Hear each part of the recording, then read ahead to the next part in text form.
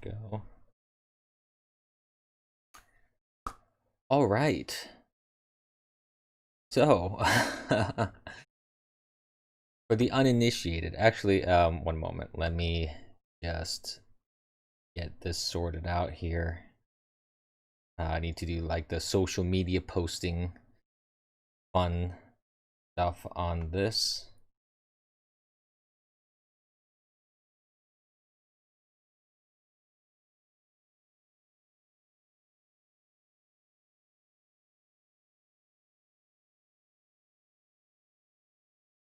Here we go. So please excuse if there's any moments of silence.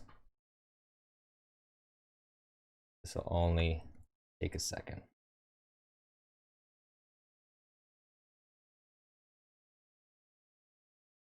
Go. See, in theory, this is supposed to be automated, but the way that the restreamer that I use does things, I don't really like it, so I have to do it manually. So here we are. Good morning, kids, and welcome to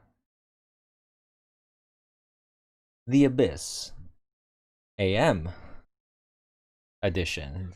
The Abyss in the AM with your host, the Eternal Abyss. This is pretty much what I usually do on a weekly basis, but with caffeine. And um, a little slightly more boomerang up, I think. So we'll see how we work things out. Hmm. I hope you have your caffeine and coffee. I've got mine. Um, so just getting myself comfortable here. So how's everybody doing this morning? I hope everyone's doing fine. Um,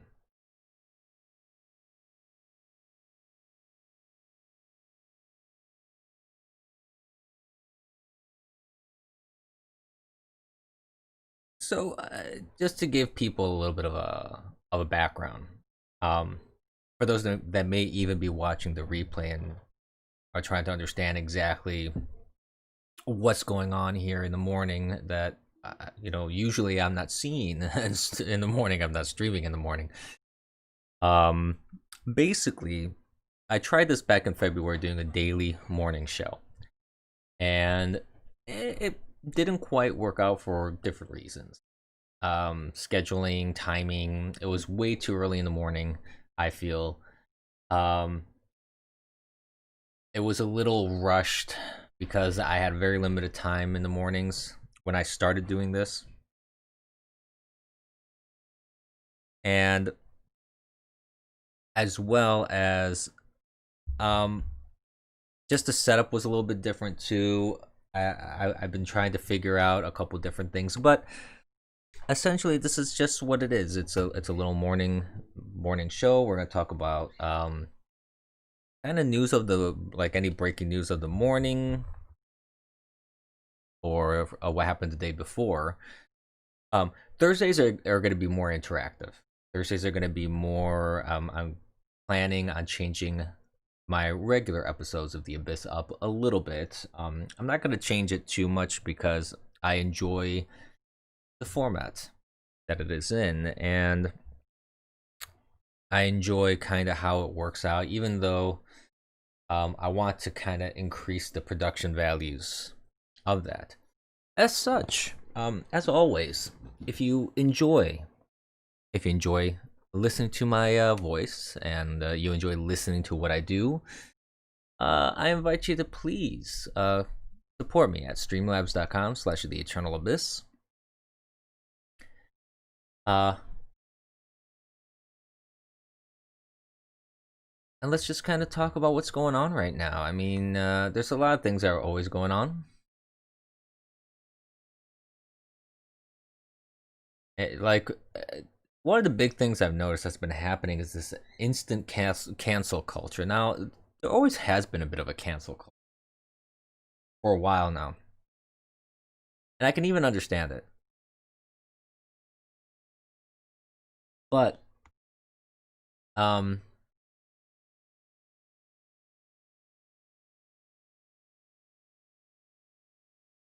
But I'll explain what I mean about understanding it, because on one side it is kind of stupid. On the other side, it's there is some legitimate concern when it comes to what companies are doing. And we'll talk a little bit about that. I've always had a philosophy about that. I've said this before on stream. It isn't anything new, but I want to kind of reiterate it. But there's been a huge cancel culture that's been going on, and it's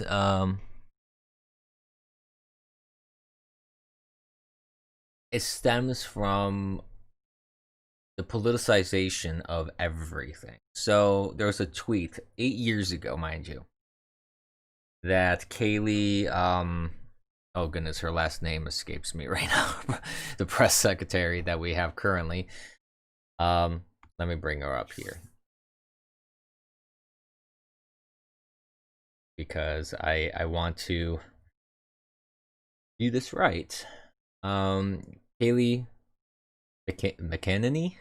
McEnany? I'm probably mispronouncing her name. But here, let me bring her up here. And actually, that's another thing I want to try and do more, is have more of a visual aspect to my streams here. So let's see if I can get this working.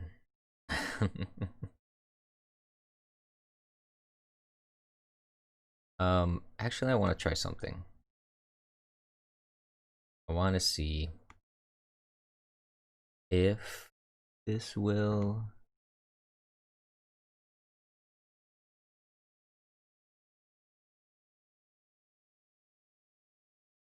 not work. Okay, great. So let's just do what my original plan was. No biggie. Let's see here.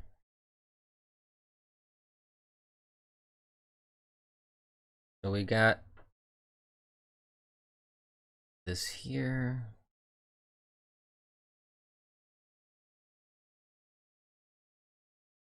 There we go.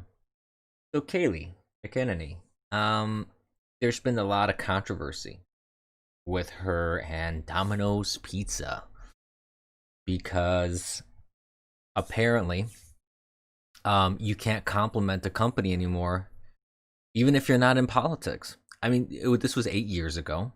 She wasn't in politics. I think she was still in her university days at that point.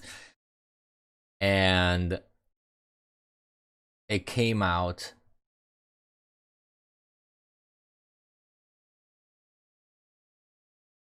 that she just said that Domino's Pizza was one of the best pizzas ever, and they thanked her. Hi, Mark Pugner.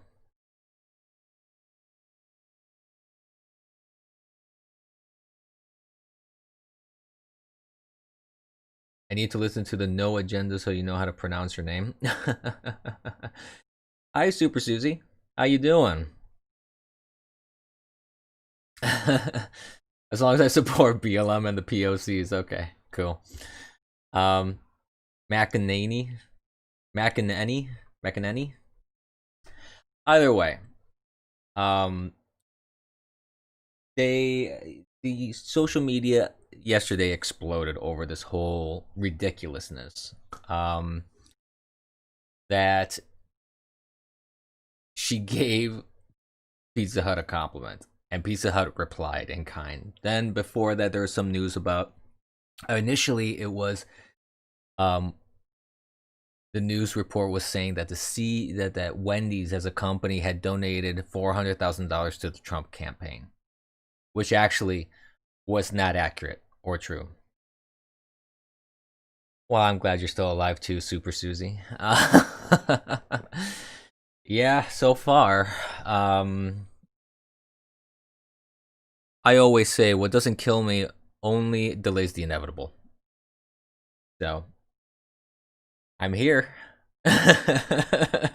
I'm doing my thing. And but going back to what I was talking about real quick. Basically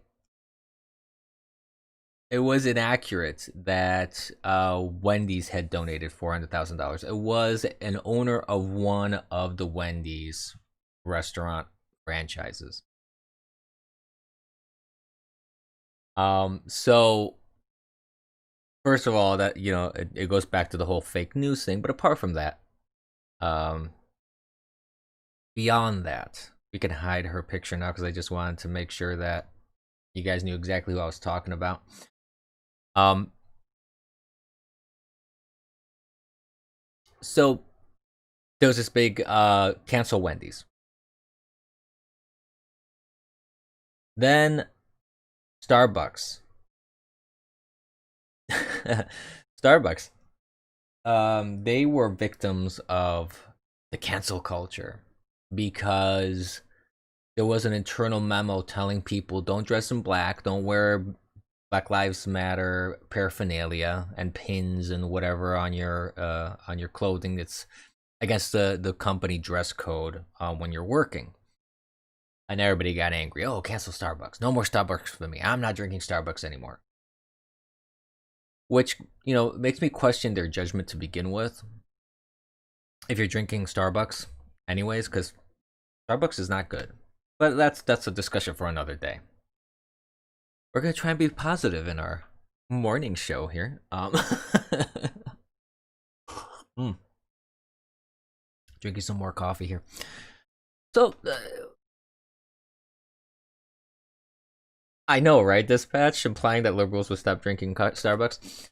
No, but the thing is, I'm sure some will be angry enough with a company that they would not want to do business with it anymore. And like I said, to an extent, I actually even understand that sentiment because I've been guilty of it myself on the opposite side of the spectrum. When I see that a company has been way too politicized and they're acting more like a political action committee, like a PAC, more so than a corporation that's providing a service or a product,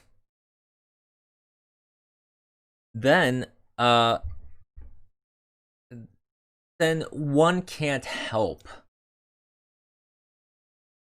but react in that fashion if they make a political decision. Dispatch is saying if I were Starbucks, I'd rather lose the customers. Well, I get that, but at the same time, it's like they are a business, and I'm sure that one of their main goals is to make money, like most businesses, I would imagine. So, I would imagine that it would behoove them to try and serve a product or service to everybody, which is what they're supposed to be doing. That's what they're supposed to be doing. But they're not. That's the problem. So you run into this catch-22 issue where you enjoy a product, you like a company's service, and you want it. Well, and that's the biggest problem right there, Dispatch. That companies are trying to please everyone, but well, I mean, in one way they are, but in the other way they're not, because they're only trying to please what they feel is is right according to their agenda. So, oh, Crack Rock Chris is streaming. Cool. All right. I didn't even realize that he was there. Yeah, companies are trying to please liberals. They are many because many companies are very liberal leaning. Unfortunately, and the problem, and that's where the problem lies. If I mentioned this on stream before. Um, if I want a hamburger, I don't want to think about political affiliations. If I want a chicken sandwich, I don't want that. If I want an insurance for my home or my vehicle or a boat or whatever, I don't want to think about their political leanings. The fact that there are apps out there like Second Vote, which I kind of recommend to people. I think it's a good app if you're conservative and you want to see what companies are doing. It gives you kind of a good idea what their political leanings are without overwhelming you with a bunch of information. It's actually pretty cleanly designed. I like it at least. But um, that shouldn't even have to be a thing. That's where the biggest problem is. And like I said, I've been kind of guilty of this too because for a long time I supported Chick-fil-A because they were a conservative company and they were not bowing to certain groups on the left. They basically told them to just, screw themselves to an extent. And then what did they do? After like years of conservatives supporting them, conservatives rallying behind Chick-fil-A, they go ahead and actually bow and bend the knee, proverbially speaking, to um like I believe, if I'm not mistaken, it was like Planned Parenthood kind of deal. And they've lost a huge customer base now because of that. So a good percentage of their customers are going to say, you know what, screw it. And I was one of them, to be honest. Um, I decided I'm not gonna go to Chick-fil-A anymore. Now I didn't ask for its cancellation though. See, but that's the difference. I'm perfectly okay with having a personal boycott against a company, but I'm not in the business of wanting other businesses to go out of business. If that makes any sense. you know, my only goal is, and I hope that I'm restreaming. By the way, I just didn't even check on that. I turned that on. I just want to make sure that it is working. Okay, yes. So, um, if anybody's watching on the other platforms on Periscope, YouTube, and D Live, good morning. Um, so yeah, basically, what it boils down to is companies have turned from. No, no, I wasn't doubting your restreamer dispatch. No, no, no. Let me be clear. I was doubting that I remembered to turn it on. That's like the one thing that works reliably. The only thing.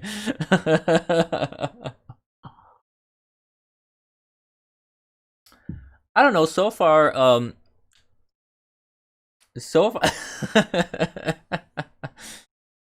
so far things have been working okay. I think my chat in my stream is kind of wonky here. I may need to reload it. Oh no, no, it's good. It's good. It seems a little cut off though, so I may need to readjust my cropping on that. But I'll deal with that at a later date. I'm not going to do that right now.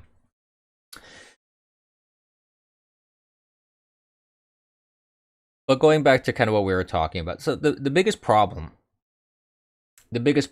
is that companies have become PACs essentially, and I think like that's one of the first things that if I was president, um, what I would do is basically force companies to choose. Do you want to be a corporation? Do you want to provide a product or service to everybody? Do you want to be apolitical? Or do you want to be a political action committee? Because if you want to be a political action committee, then you have to completely restructure how your finances work. You can't fancy yourself a company and call yourself a company if you're political. And if you want to be a corporation to provide a product and service, you can't push a political agenda, and you can't put money into politics. Simple. I don't think it's a hard ask to want that. I don't think it's a hard ask that if I go to a supermarket and I want to buy a package of Oreos, that I have to start thinking about the political ramifications of giving my money to Nabisco, who I don't know what they support. If they support Planned Parenthood or not. If they had written in for the amicus brief for when the Supreme Court was looking at gay marriage, for example, or if they donate to a Democrat, or if they donate to a Republican, or if they're pro-life, or if they support the NRA. So what it really boils down to is this: we should be able to have at least some parts of our lives that are apolitical. And I know that's ironic coming from someone who does streams on political news. the the irony is not lost on me. Uh, but I figure, even for myself, I mean, there are times that I need to step away from this stuff because it's just crazy. I mean, just look, for example, here. I was just looking at this, what's trending right now. Not just what's trending, but stuff that's happening, and notifications that I'm getting through Twitter. Like, here's a tweet that I would want to show you guys here. Let me bring this up. This kind of encapsulates kind of what I'm talking about here. So let me just do this. So you have the NFL commissioner, Roger Goodell, or however you pronounce it. I don't watch football, so I don't really care how it's pronounced. He wants Colin Kaepernick to, quote, help us, guide us on social issues. Yeah. And Dana Loesch, and I'm hoping I'm pronouncing it. This is like a tough morning for names for me. I don't know what's going on. I can't pronounce any name properly, I don't think. But she makes a wonderful point there, saying he wears Castro shirts and donated money to groups named after convicted cop killers. And not only that, he wears socks of police that are depicted as pigs, like pigs in police uniforms. This guy, and he's also like with his flag protests. He basically is spitting on the grave of everyone that made a sacrifice to give him that right. Because we're not even arguing about the right here. A lot of times, a lot of people like to argue, oh, he has a right to protest. And my reply to that is, I'm not arguing on his right. I'm arguing on his method. There's a time and a place to protest. I don't think you should protest when you're being paid on the job. I don't think that's appropriate. Especially when it comes to something like protesting the flag, because the flag in this scenario has nothing to do with it. Nothing to do with anything. Anyone who protests the American flag, in my opinion, is grossly misguided. It's not understanding any of the issues in any sort of nuanced or clear way. It's just being provocative. It's just provoking people and provoking anger. That's really what they're doing. More so than anything else. And I agree with what Dana is saying in this tweet. Is like, this guy, how can this guy provide any sort of guidance whatsoever? And it boils down to, again, politics. The NFL commissioner is being political. He's using the NFL in a political fashion. He's using it as a political action committee. He wants to make political... Like, what does the NFL have anything to do with social issues? If I were to watch the NFL, which I don't. I never have. I've never been a big sports guy. But what the hell is the point of me wanting to go and watch the NFL and they want to talk about social issues? Sports is supposed to be escapism, for example. Why do I care about them talking about anything besides football? I mean, I can't wrap my brain around that too much. It doesn't make a whole lot of sense to me. It just doesn't. Which goes back to what I'm saying about if I just want some Oreos, I just want some freaking Oreos. If I want a hamburger, I just want a freaking hamburger. I don't want to have to make political distinctions when I'm just wanting to enjoy some food. Or if I just want to enjoy a sport, or if I want to enjoy a movie. Let's get into that too. Like with all the Marvel movies now that they're trying to make things all super political. Star Trek's like Star Wars is ruined because they had to inject politics into it. Star Trek is ruined because they had to inject politics into it. Video games are getting ruined because they have to inject politics into it. Remember Super Mario Brothers? Do you remember any political ideations behind it? I'm talking about the original Super Mario Brothers for Nintendo, the Nintendo Entertainment System. Anybody remember, you know, whether Mario made some sort of declaration about how he supports the LGBTQ uh coalition? I don't recall that. Or whether they support the NRA in Duck Hunt, for example. I don't I don't recall that. The evil Nazi Bowser, yeah. Mario was a pipe sexual. No, but I mean, I remember popping in a video game and all I saw was a video game. It had a straightforward plot: get from point A to point B, save the princess, beat the boss, win the level, capture the whatever, kill the enemy. That's it.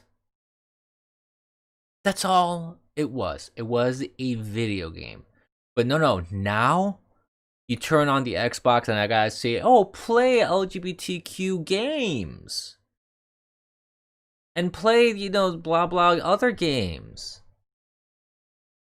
Or like games created by this specific group. Or that promote this sort of political punditry. I'm like, why? I go on my console or PC to play a game. I just want to play a game. Why does everything have to be political? I mean, I know why. Don't get me wrong. I know the reasoning behind it because this is all purposeful. This is all intentional.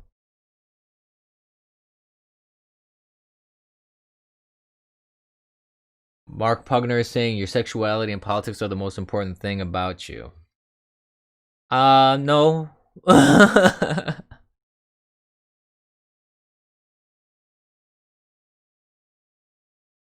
Have you changed your Git branches to main yet? What Git branches? I'm not entirely sure what you're talking about.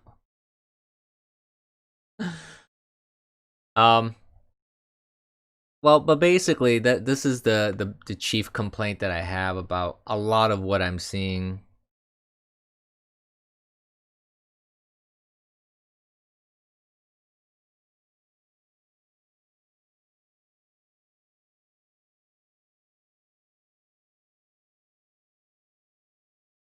You can no longer use master. What you mean, like in like a master-slave relationship that's been used in computers since time immemorial?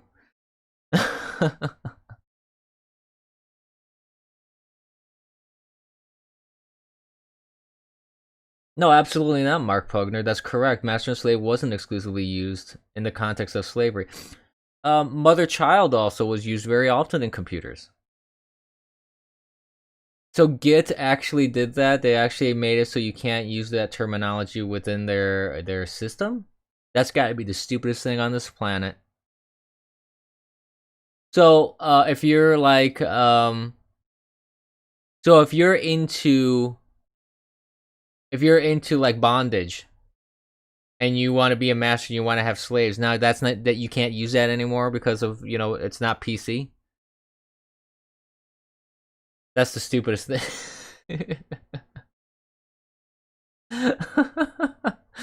Oh god. See, that's what I'm talking about. Even in things like Git, even in getting just a repository for your projects, They have to throw politics into that too. It's gotten to the point of being laughable. It's so laughable. Okay, so you don't use master slave terminology in computers anymore. I would like to know what tangible change that made. I really would. If someone can explain to me how that has solved anything. Yeah, I know there's changes to blacklisting and whitelisting too. No, I listen, you know what? Until the day I die, I'm going to use the proper and accurate terminology for something. And if that terminology, blacklisted, whitelisted, master slave relationship in computers and hardware, computer science and hardware, if that's the accurate terminology, I'm going to use that because the etymology of that has nothing to do with race. That's just showing ignorance. Not just ignorance, an extreme amount of ignorance. Okay?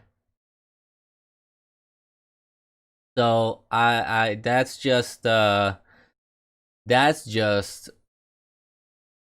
annoying to me, and it pisses me the hell off.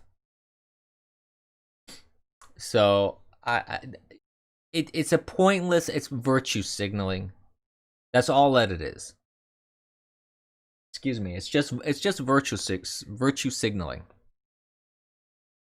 Mm. Drinking my coffee. That's really what it is. It's people looking, see, look how virtuous we are. Look how righteous we are. We're making these changes because we're so sensitive. And we're so, modern in our thinking and progressive in our thinking. What's wrong with virtue signaling? Everything is wrong with virtue signaling. It's kind of like the people that, it's people that would get nicely dressed up, go to church, pretend that they are the most Christian and self-righteous individual, preach to you how horrible a human being you are, and how morally superior they are, and then they would go on a weekend bender of booze, drugs, prostitution, possibly kill people, go into like a BDSM dungeon and steal and do all sorts of illegal activities and debauchery, and then tell you that you're the immoral person.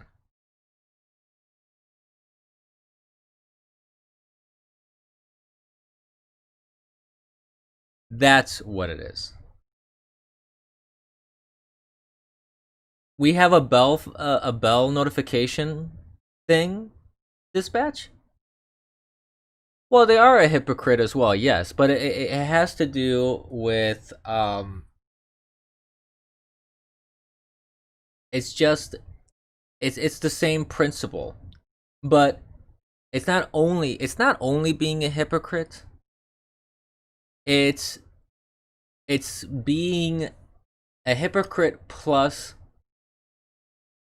going on this big visual facade of how wonderful you are. It's like taking hypocrisy to a new level. I view it. That's the way I see it. It really is a different level of hypocrisy.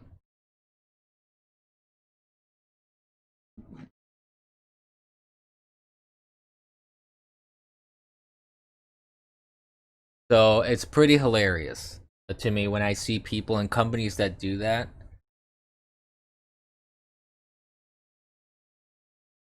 And I don't think companies should be doing that. I don't think service providers should be doing that. I don't think anybody that is in the open market should be doing that. If you want to be political, you should, in my view, register as such. Be a political action committee. You want to solicit donations and support your own candidate and your own political agenda? Sure. Be my guest. It's a free country. I'm not saying you shouldn't. But don't use the guise and the shielding of a company to make it out like you're so progressive and modern in your thinking. When this is the irony of it too. It's like it's the most closed-minded way of thinking I find.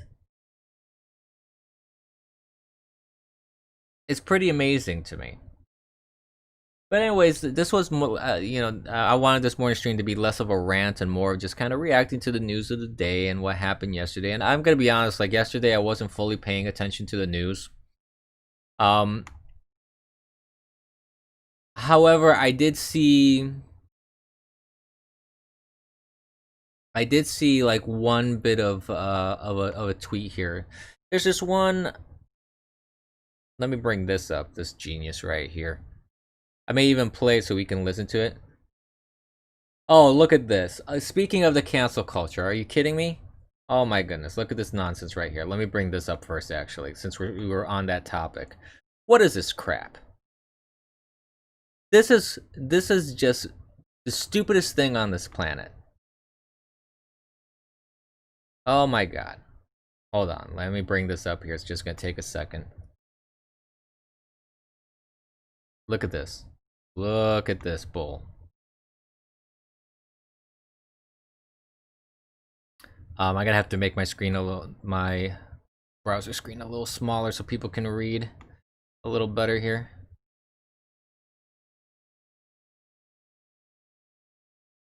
Look at this. So, and the Aunt Jemima brand is being removed to make progress toward racial inequality, like racial equality.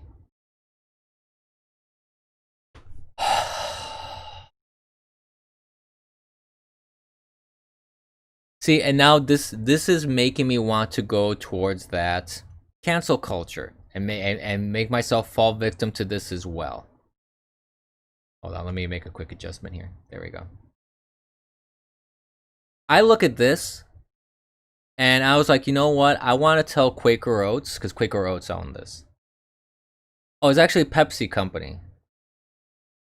Pepsi Company, the parent of Quaker Oats. They've owned the brand. Okay, Pepsi Company, the parent company of Quaker Oats, which has owned the brand, owned the Aunt Jemima brand since 1926, announced that they will retire the Aunt Jemima name and the image. You know, let me just address this since we're on this topic. So, this brand has been around since 1926. At least owned the brand since 1926. This has been a staple in many homes for almost 100 years now. 90 years or so, 85 years, let's say. I remember having Aunt Jemima in my house. Not once did I ever look at that and go, oh, haha, inferior blacks. Or not once did I ever look at the Aunt Jemima bottle and have any sort of negative association with blacks. Never did. Never ever did.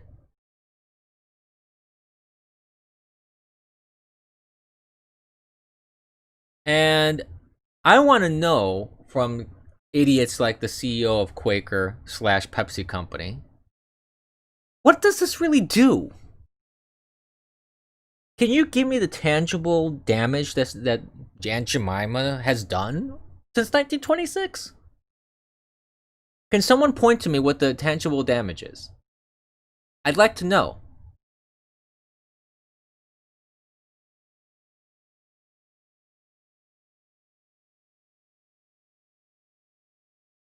I would really love to know that.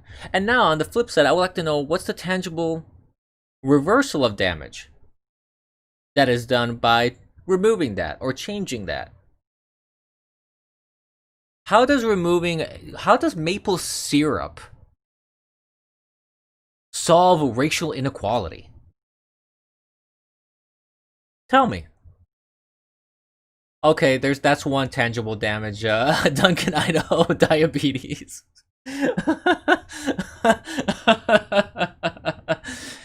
Yeah, you got me there. No, but I mean like on a racial basis, like of inequality and progress. Like I really would love to know what these companies are thinking. This is again, it's just virtue signaling. It's just going out there saying, "Oh, look how progressive we are.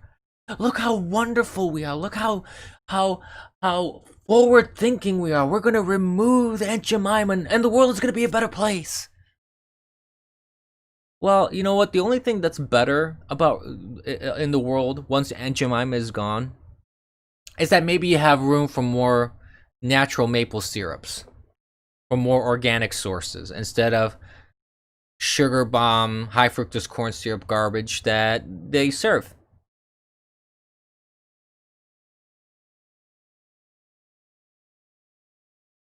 That's the only thing I can think of. That's right, Dispatch. I'm sure. Yeah, yeah, that's right. They also complain about more black representation. So, but black brands are bad. Yeah. So you can't put a white woman on there. I mean, you can't put a white woman on Aunt Jemima because it just wouldn't make sense.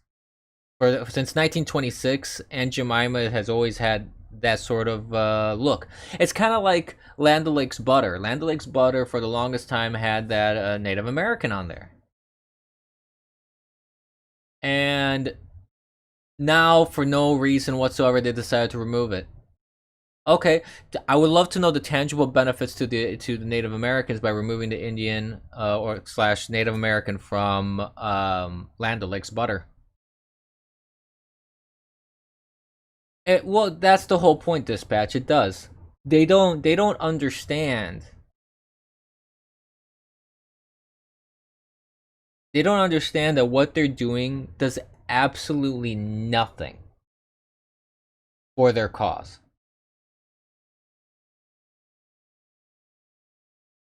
And that's the problem with this sort of uber ultra progressive, quote unquote progressive thinking.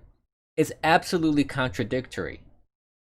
They cannot hold two thoughts together at the same time. That's the problem. But anyways, the one thing that I was trying to show before I saw this stupid thing come up in the news, which is again one of the dumbest things I've ever seen on my planet, is this guy right here. Um, I don't know who this guy is in particular, but it's on this account where the account here is called Republican Voters Against Trump. So I'll probably just conclude with this because I don't want these morning streams to be too long.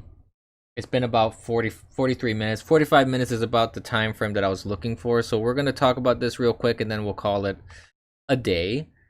And we'll wrap things up pretty quick here. But let's see if I can actually show you because there's a video. Um,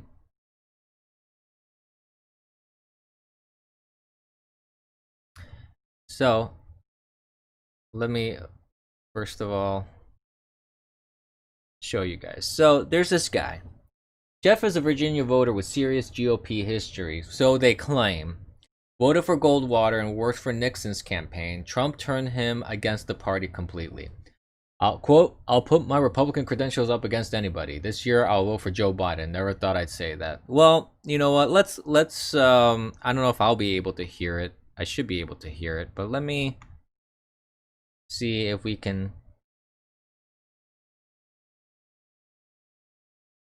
Hold on. Whoop. Okay. Just let it loop.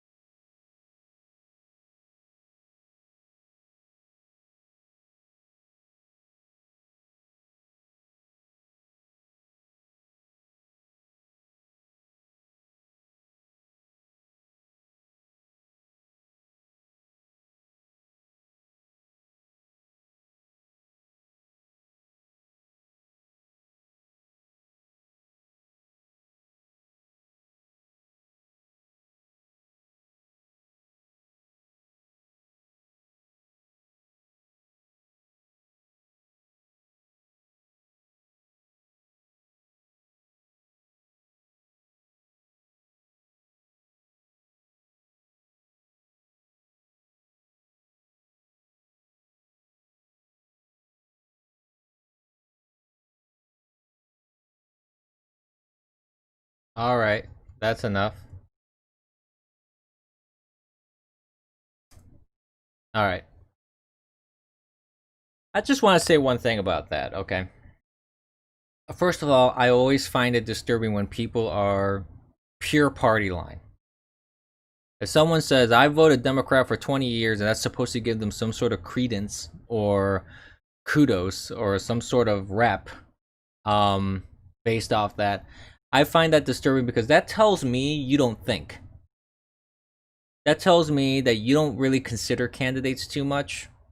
You don't look at their policies. You don't look at the candidates themselves. You only care about the R or the D. That is one of my biggest criticisms in politics today, is that a lot of people vote straight party line.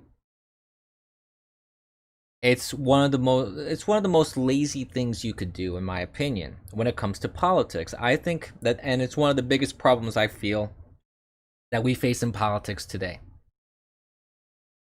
is that people just don't want to put any sort of effort into research.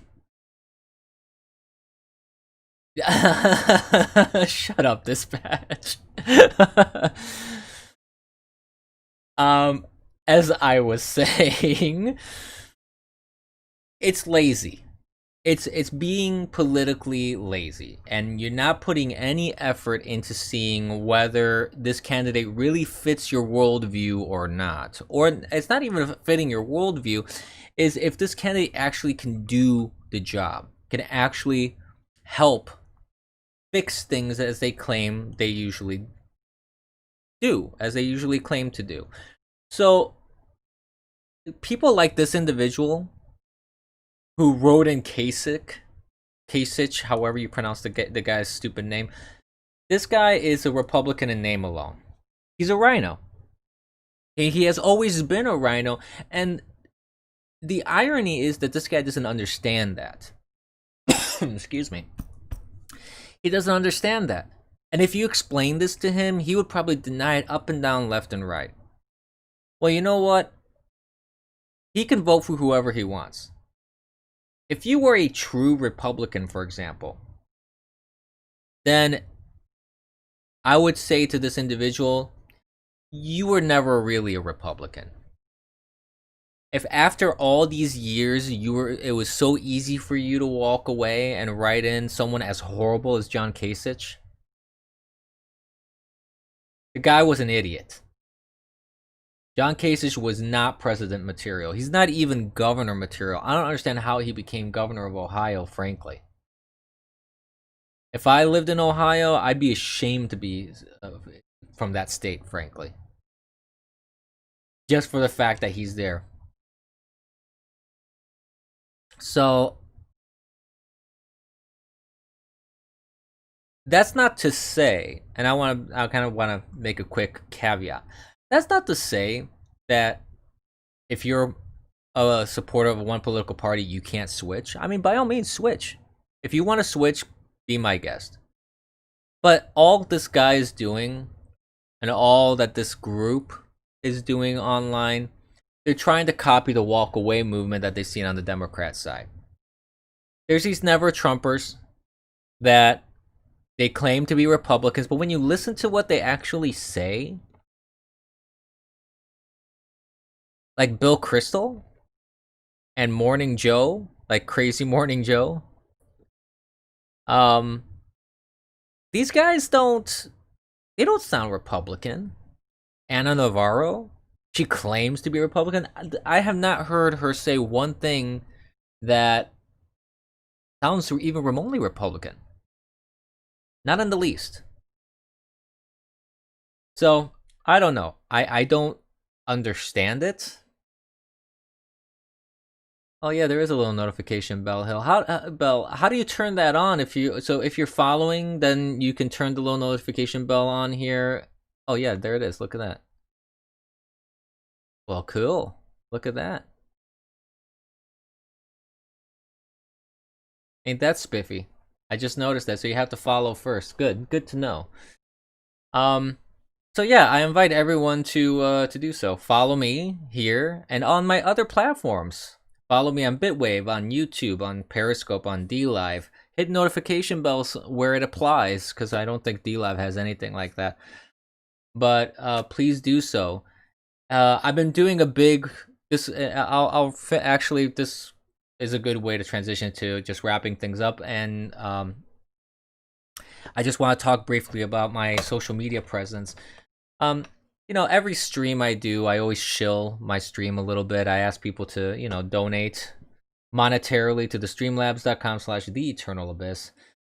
So if you want to, please do so. Any level of generosity is appreciated. But beyond that, I've noticed for months now, it's been a kind of a grueling thing to go on Twitter and social media, and I see virtually zero growth. And it's not really the growth that's the problem in terms of followers. The problem is I look at like the impressions, the number of impressions that my tweets get, for example, or the number of impressions or traffic that my videos get on YouTube. And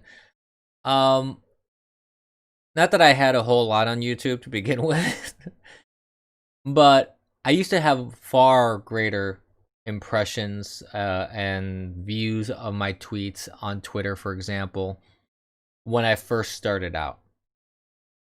And I started with Twitter in September of 2016. And it's been nearly 4 years now that I've been on Twitter. And for like the past 6 to 8 months, I have not been able to break away from the current number of followers that I have. For every 1 follower I get, I lose like 5 people. And this didn't used to happen until Twitter started putting in more of these strict policies and purging accounts and making it harder and harder and harder to just grow organically if you're a conservative. They've made it really difficult to do so. So I've been pushing right now. I'm going through a follow drive here, so to speak. On my Twitter account and on my other social media accounts, I have the stuff pinned there on my Twitter account where you can view where my accounts are on Gab, Minds, Parlay.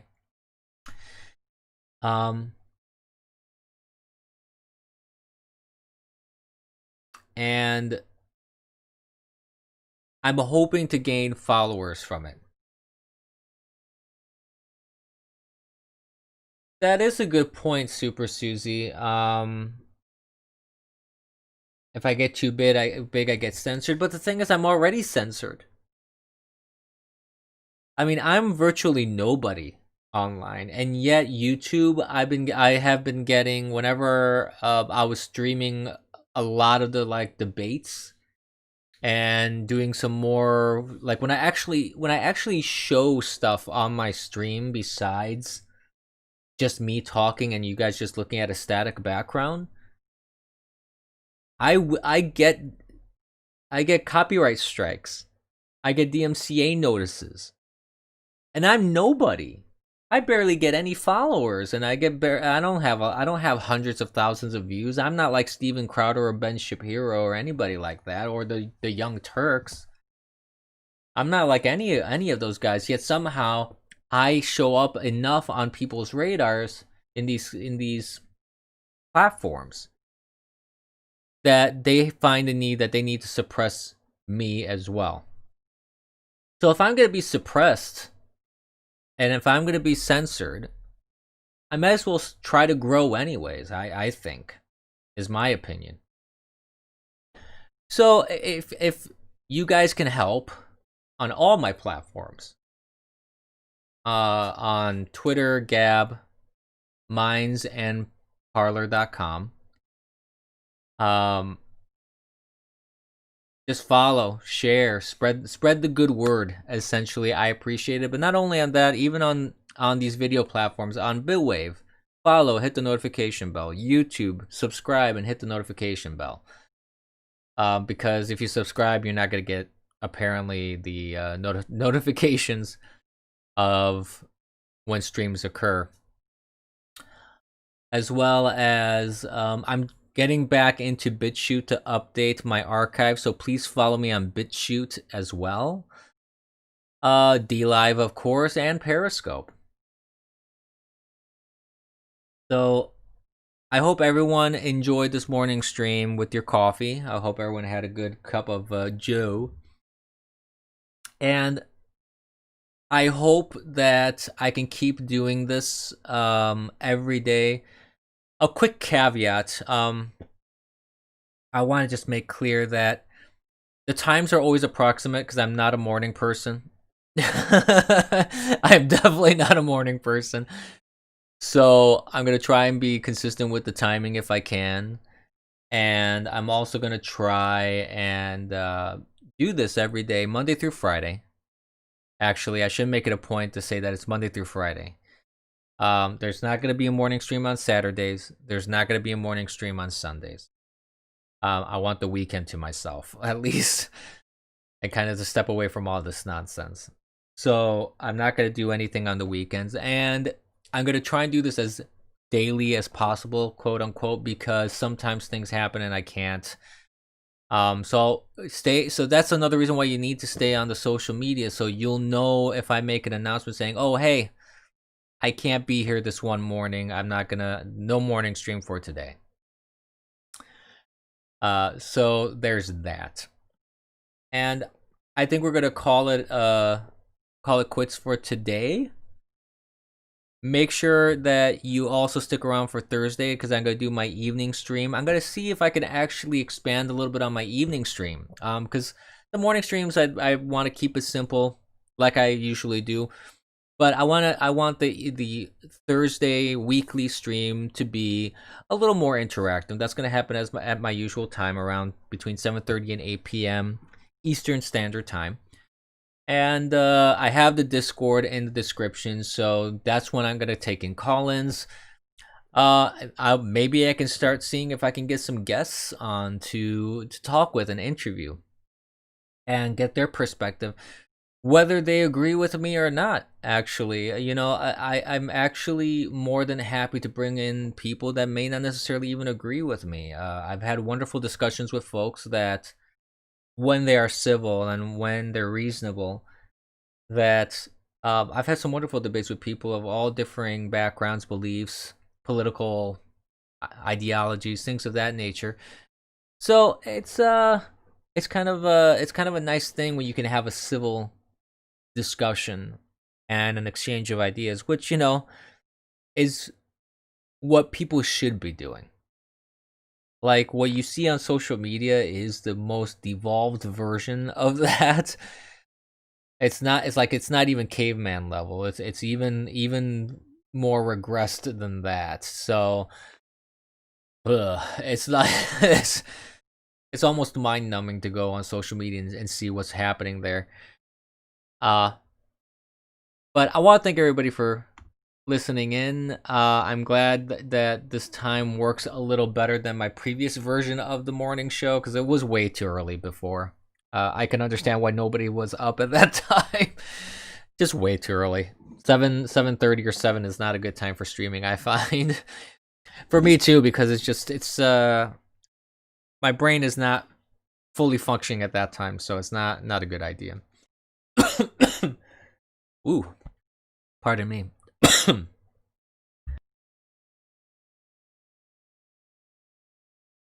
Coffee went the wrong way. All right, so thank you for watching. This was the Abyss AM. I'm your host, the Eternal Abyss. See you tomorrow around the same time, 9:30ish. And as always, don't be complacent.